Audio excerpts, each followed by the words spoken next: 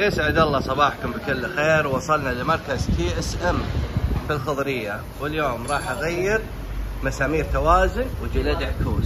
وهذول المسامير طلبتهم من أوتودوك، كلفوني حوالي 800 ريال مع الشحن واصلين لعندي. ورفعنا السيارة راح يشيك المسامير ويقارن الأمامية وبالخلفية. وهذا مسمار التوازن الأمامي. طلعنا الجنوط حتى تسهل عملية الشغل. طبعا لازم يفتح مسامير المقص بعد هذولا. ليش؟ عشان يطلع العكس. وهنا بشكل أوضح مسامير المقص حتى يطلع العكس. لازم يفتح الهوب. لا بس مسمار واحد مع الهوب هذا، شوفوه هنا، ويطلع الهوب هذا، وكذا طلع معانا العكس. ونفس العملية للجهة اليسرى، يفتح المقص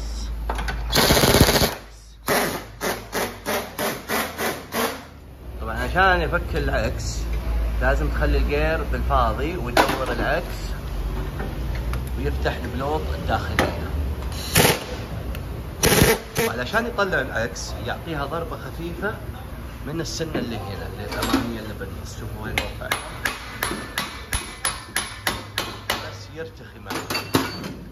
يرتخي معاه ويطلع. طبعا نحط صامولة حتى لا تخترق السنة. وكذا طلع معاه العكس. وهذا العكس الثاني. الحين نوديهم المخرطة حتى نغير الجلد.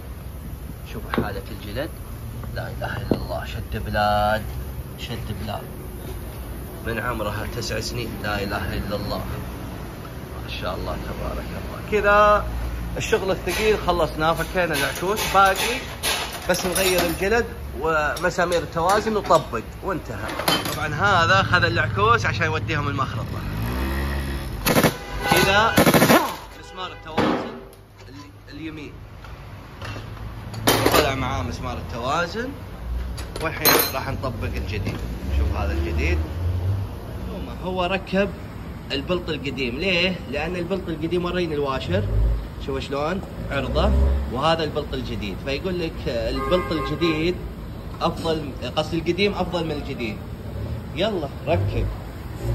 فلهذا السبب استخدمنا البلوط القديمة. شوفوا وين هذا هو. شوف هنا. وبعد ما خلصنا الخلفي نجي على الأمامي. الأمامي جدا سهل. شوف بس يفتح هذا، شوف الجلدة كيف متآكلة، ويفك البلط اللي فوق من دون ما يطلع الجلط. جدا سهل. ثواني راح يتغير. يعني زي ما قلت لكم مسامير التوازن لو بغيرها في ربع ساعة بالكثير. وبس طبقنا مسمار التوازن الأيسر وانتهى. بس اللهم شدة التورك، لها تورك محدد حكم انها ألمنيوم. والحين راح نتجه على الأيمن. هذا الأيسر وهذا الأيمن، كلها ثواني، والله ما أبالغ، ثواني. طبعا كذا خلصنا، ركبنا مسامير التوازن. لاحظوا المسمار هذا لونه أسود، والثاني هذا لونه كروم.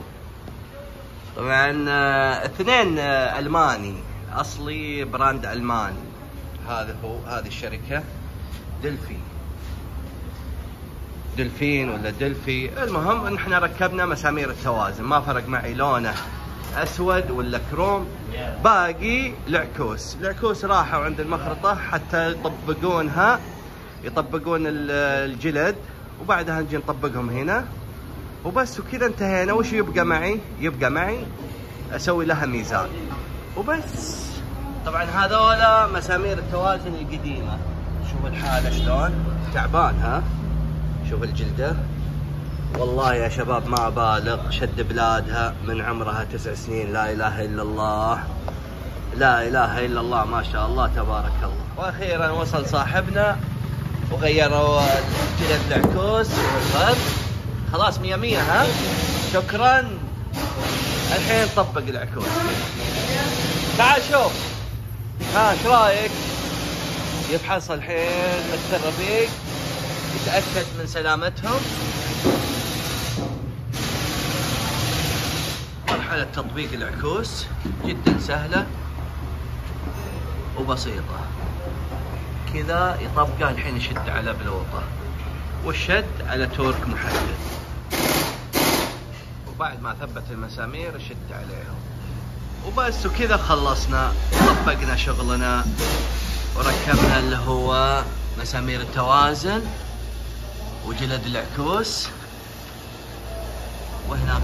والآن تبدأ مرحلة الميزان. طريقة التوازن الطريقة البدائية، يحط العمود بين الثنتين وهناك مسمار التوازن اللي يشد ويرخي عليه. تذكرون الطريقة البدائية؟